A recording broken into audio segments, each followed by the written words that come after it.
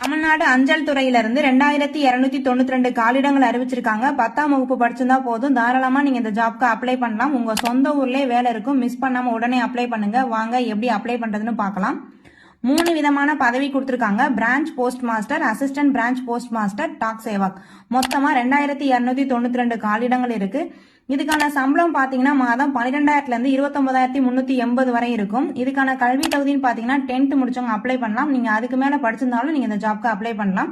இதுக்கான வயது வரம்புன்னு பாத்தீங்கன்னா 18 வயதுல இருந்து 40 வயதுக்குள்ள இருக்கவங்க அப்ளை பண்ணலாம்.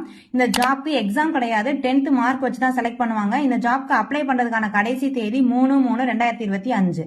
இந்த ஜாப்க்கு அப்ளை பண்றதுக்கு நம்ம பயோல இருக்க இந்த லிங்கை கிளிக் பண்ணீங்கன்னா வெப்சைட் ஓபன் ஆகும்.